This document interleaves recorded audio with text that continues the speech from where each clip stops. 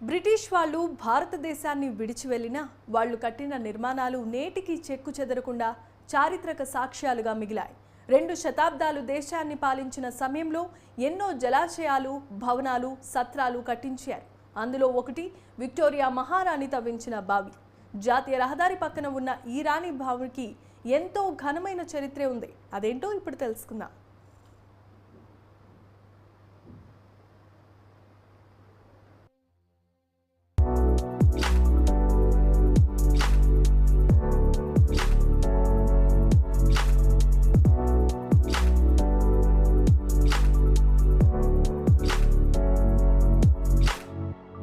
ఇక్కడ కనిపిస్తున్న ఈ ప్రాంతం పేరు రాణి బావి. జాతీయ రహదారికి ఆనుకునున్న ఈ బావి చుట్టుపక్కల ఎలాంటి జనావాసాలు ఉండవు. జనావాసాలు లేని ఈ ప్రాంతంలో మంచినీటి బావి ఎందుకుందనే సందేహం ప్రతి ఒక్కరికి వస్తుంది.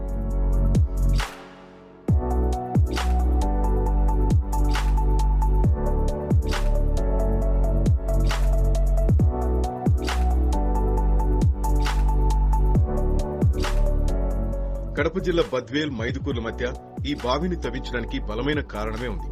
బ్రిటిష్ సామ్రాజ్యపు పట్టప్రాణి అలెగ్జాండ్రినా విక్టోరియా 50 సంవత్సరాల పదవీకాలం పూర్తి చేసుకున్న సందర్భంగా ఈ బావి తవ్వించారు. ఈ సందర్భంగా ప్రజల కోసం కొన్ని సంక్షేమ పథకాలు కూడా ప్రకటించారు. ఇలా రాణి బావి అని రాణి దగ్గర రాణి అమ్మ కట్టించిపోయింది. రాణి వనము, పెద్ద వనం వేసి ప్రజల కోసం వేసిపోయింది. రోడాపన వచ్చే పోయేలకు ఇక్కడ 7 ఊర్లు ఉన్నాయి. మఠం దాకా ఊర్లే, అందరూ ఇక్కడికే నడిచి రావాలా. ఇక్కడికి వచ్చి నీళ్ళు తాగి ఇక్కడే ఉండి మానల కింద ఇక్కడనే జీవనం చేస్తున్నారు. బద్వేలు మైదుకూరు సెంటర్, బద్వేలు మైదుకూరు సెంటరా. ఇక్కడ రాణిబాయి అని రోడ్లోనే ఉంది.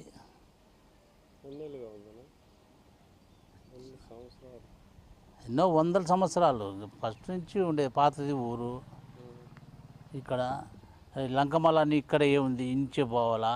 తినాలప్పుడు కూడా ఇక్కడే అందరూ వచ్చి 2-3 రోజులు ఇక్కడే ఉంటారు. ఇక్కడ బాగా నీళ్ళు తాగి ఇక్కడనే అన్నాలు వండుకొని తిని తినాలకు లోపల కొండలేకి పోయి వచ్చారు లంకమల్ల ఇక్కడికి.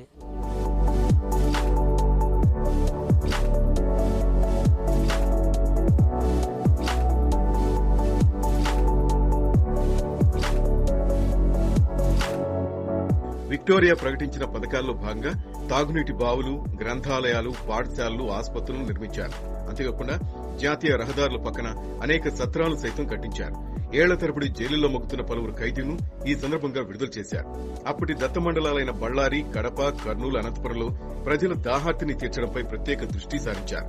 రాయలసీమలో ఎన్నో బావులు విక్టోరియా రాణి తవ్వించారు.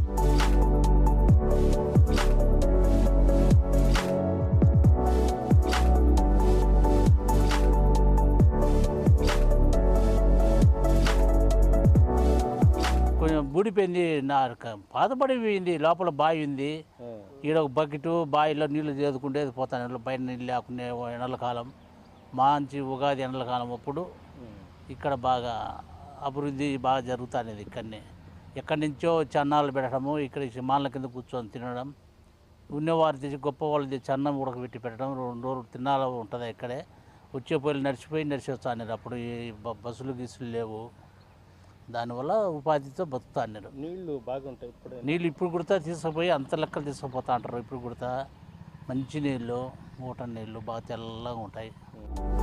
కడప, కర్నూలు ప్రాంతాల నుంచి బ్రహ్మంగారి మఠానికి ఈ మార్గం నుంచే పూర్వం కాలినడకన వెళ్లేవారు. బాటసార్ల దాహార్తి తీర్చుకోవడం కోసమే ఈ ప్రాంతంలో ప్రత్యేకంగా బావిని తవ్వించారు. అంతేకాకుండా ఇక్కడి నుంచే లంకమల్ల అభయారణ్యంలో వెలిసిన లంకమల్లేశ్వర స్వామి దర్శనానికి కూడా అనేక మంది నడిచి వెళ్లేవారు. భక్తులు రాత్రిపూట ఈ ప్రాంతంలో బస చేసేందుకు ఏర్పాట్లు చేశారు. బావి తవ్వించక ముందు ఇక్కడ ఎలాంటి నీటి వసతి లేక బాటసార్లు అనేక ఇబ్బందులు పడ్డారు. వాటిని దృష్టిలో ఉంచుకుని విక్టోరియా మహారాణి ఇక్కడ సత్రం నిర్మించడంతో పాటు బావిని తవ్వించారు.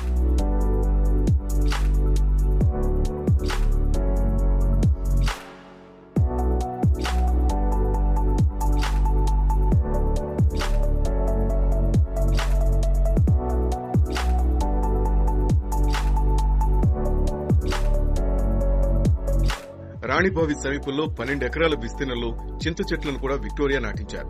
అప్పటి నుంచి బ్రహ్మంగారి మఠం, లంకమల్ల వెళ్లే భక్తులతో పాటు పాదచారులు ఈ సత్రంలో సేద తీరి ఈ బావి నీటితో దాహార్తి తీర్చుకుని వెళ్లేవారు. ఇక్కడ నాటిన చింత చెట్ల నుంచి వచ్చే చింతపండు సేకరించి అమ్ముకుని జీవనం సాగించేవారు. అయితే ఈ బావి నీరు ఇప్పటికి ఎంతో స్వచ్ఛంగా ఉందని, ఎంతో రుచిగా ఉంటాయని స్థానికులు చెబుతున్నారు. అంతేకాకుండా ఈ నీటిలో ఎన్నో ఔషధ గుణాలు ఉన్నాయని, అనేక ప్రాంతాల నుంచి వచ్చి బాటిళ్లలో నీరు తీసుకెళ్తుంటారని చెప్తున్నారు. నా పేరు అబ్రహాము. నేను ఇక్కడ చూసినప్పుడు బాగా చింతమానులు దండిగా ఉన్నాయి. ఇక్కడ దండిగా దానివల్ల బతుకుతాన్నారు. చింతపండు కాయలు కాసి ఆ చింతపండు తీసుకుపోయి మా పూర్వీకులందరూ బాగా అభివృద్ధి అయ్యి దానితోనే బతుకుతాన్నారు. ఇక్కడ కొండ ప్రాంతంలో ఉంది రోడ్డు ఆపున, దానివల్లనే మాకు జీవనం జరుగుతానేది. నేటికి బ్రిటిష్ పాలనకు సజీవ సాక్ష్యం ఉన్న రాణిబావి ప్రమాదం పొంచి ఉంది. ఈ బావిలో పరిసర ప్రాంత భూముల యజమానులు పొలంలోని రాళ్లను వేయడంతో కొంత భాగం దెబ్బతింది. శతాబ్దాలుగా ఎందరో దాహార్తిని తీర్చిన ఈ బావిని కాపాడుకోవాల్సిన బాధ్యత అందరిపై ఉంది.